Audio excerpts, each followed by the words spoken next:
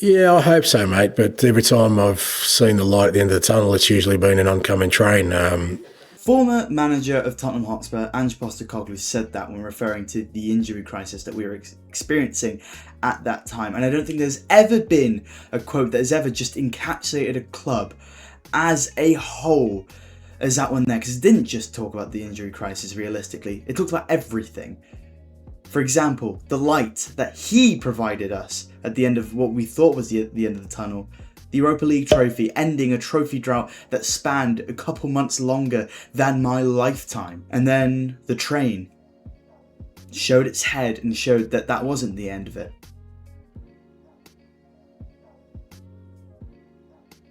Well, at the end of that, after Ange Postecoglou won us that trophy, the board decided that his job wasn't good enough as we were sat 17th in the table and they wanted to be more ambitious than that. More ambitious was supposedly Thomas Frank, who was brought in to replace Ange Postecoglou. And it seemed like he would do a good job in that, with him almost winning us a second trophy just months into his tenure, getting this close away from the Super Cup, a couple minutes from seeing it out, but in the end, bottling it and losing on penalties. But we'd move on. Thomas Frank said that the patient had died, but the surgery was a success. A quote that I guess we all got behind at the time, but really made no fucking sense at all. But we'd move and we'd start the season pretty well, battering both City and Burnley, with Kudus' new signing looking absolutely amazing. A light at the end of the tunnel, it seemed so clear.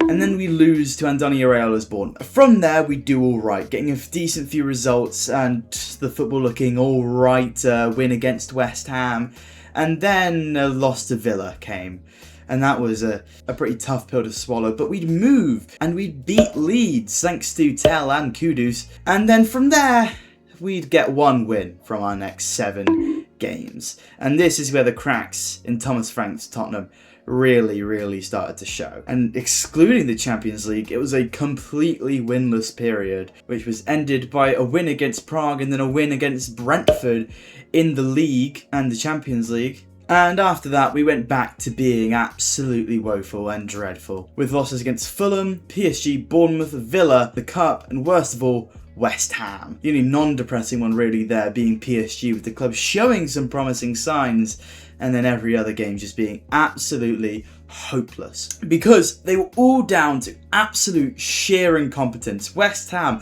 a late loss. Villa, just the most awful first half performance I think I've ever seen. I think that was the really low point where I thought, Frank, he has to go. Bournemouth, we lost in the final moment to Semenyo's last game to Bournemouth. Fulham was just awful. 2 early goals in the space of 2 minutes, with Vicario looking absolutely rancid. Not to mention Bournemouth were a crazy loser. They hadn't won a game in ages, and we lost against them. Then there would also be 2 miserable draws against Sunderland and Brentford. In this period, we'd also play Crystal Palace, which would be a win, with an Archie Gray header securing us a win right before the new year. And we wouldn't win again for 4 months.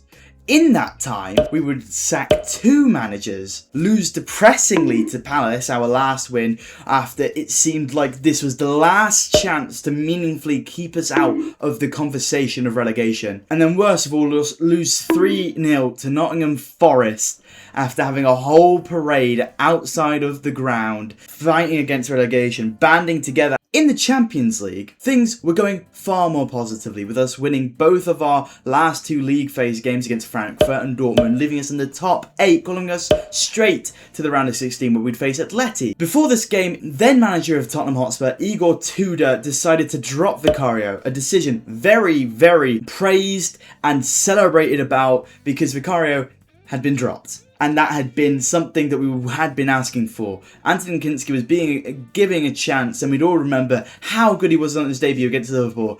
And what would follow is probably the worst 30 minutes for any player in Champions League history. We smuggle it away, which is good to see. Slip by Kinski, straight to Lookman. Atleti should be in. It's Alvarez who's 2 pretty shaky goals against Real Sociedad in the matchup on Saturday. And now there's a slip at the back. Griezmann is in. Oh, it's another mistake. And and it's a third. After that, Kinski was subbed off after just 30 minutes, and nothing could be salvaged from there. We conceded again and only scored 2, leaving the game 5-2. We would then pull back slightly in the second leg, winning the game after a great goal from Xavi Simons, a penalty from him as well, and a header from Kolo Muani. But we scored 3 as we needed to, but we actually conceded 2 and were still knocked out. Following this, it did seem like Antonin Kinski's time at Tottenham was over. That was until Vicario suffered a hernia injury during an international break that left Antonin Kinski back in the number 1 seat. Following that international break, we were just above the relegation zone with 7 games remaining. Sunderland, Brighton, Wolves, Villa, Leeds, Chelsea and then Everton on the final day. The first result would be a 1-0 loss to Sunderland, following a game that was a pretty common theme throughout the season, really poorly officiated, and led to us losing and, as a result, being in the relegation zone with 6 games left. Then the Brighton game, which was at home, which, by the way, our home form this season is probably some of the worst home form you've ever seen of any club ever. At this point, we were around second bottom in terms of home form and had only won 2 games at home all season. Less wins at home than managers we'd had. The game would start wonderfully with a Xavi lobbed pass reaching Pedro Porro's head and we were ahead. We would then be pegged back by a Kara Matoma strike that was absolutely excellent. Eventually, around the 75th minute, Xavi Simons would pick up the ball on the edge of the box and absolutely dispatch it, with it going in off the post and him taking off his shirt. Well, as a Tottenham supporter for many, many years, I know exactly where this one is going.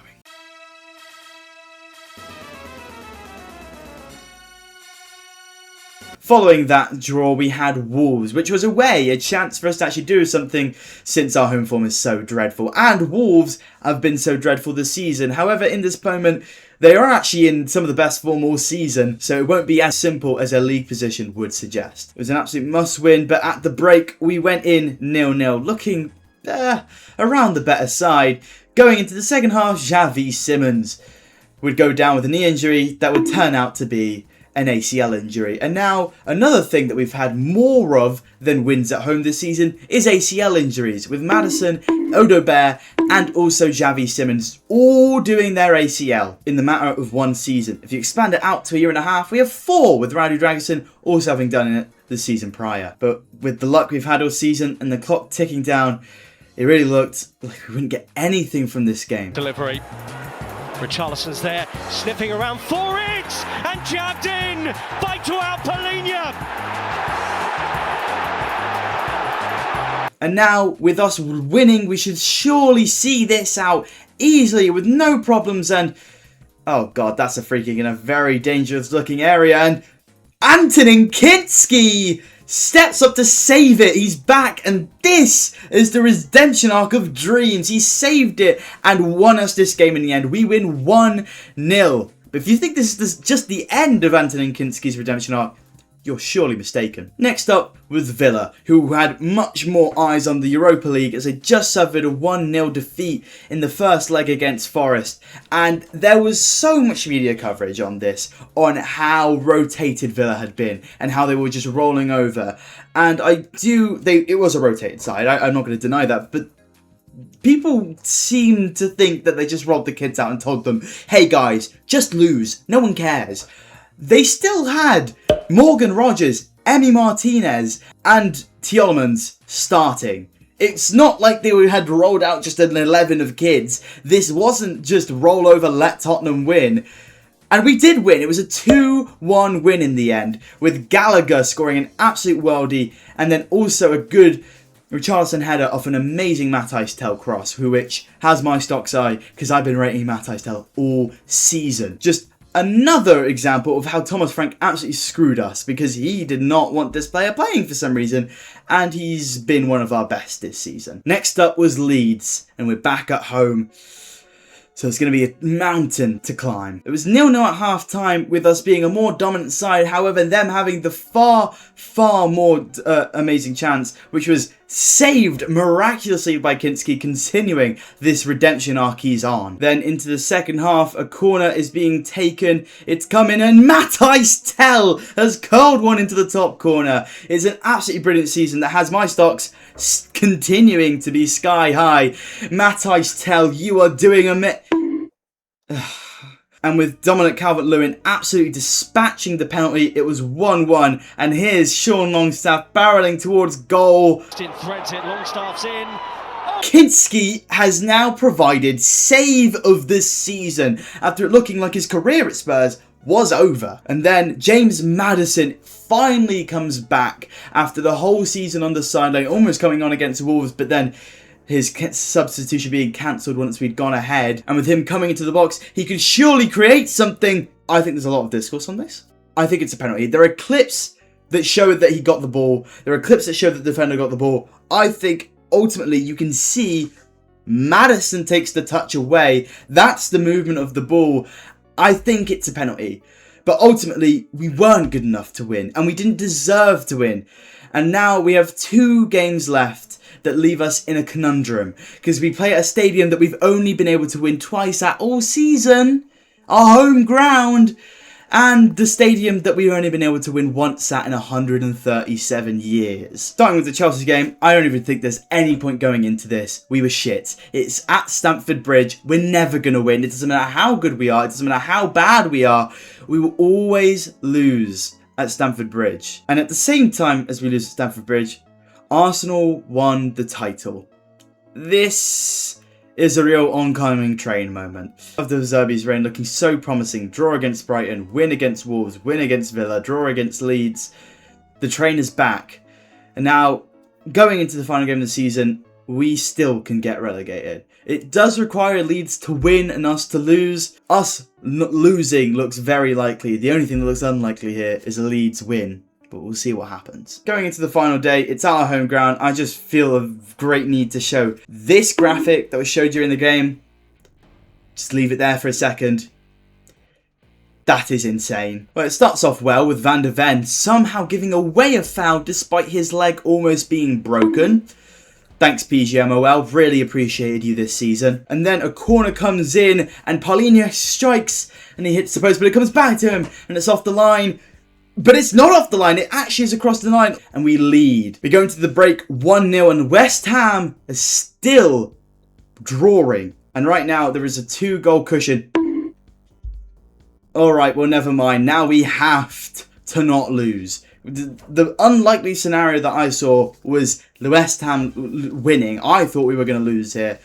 And now West Ham are winning. We really need to keep this up. Not much really happened in our game.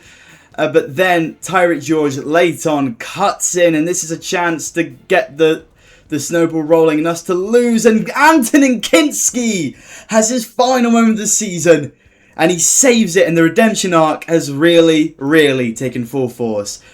And now we've got the dilemma of who's actually going to be our starting keeper next season.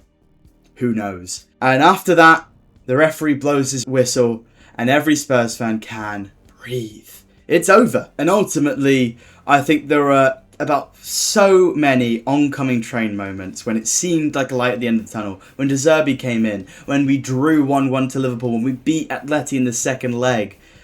But they all ended up being oncoming trains. And the ultimate train ended up missing the terminal. Because we stayed up in the Premier League. Obviously, it's not good enough. And I'm cautiously waiting for the next season to begin. Well, there you have it. There is a review and a covering over Spurs season. It has been awful. And I hope the next season it will be much, much better. But other than that, check out the links in the description, Discord, Twitch, and Twitter. I've been Ollie Mudkip, and I'll see all of you guys next time. Goodbye.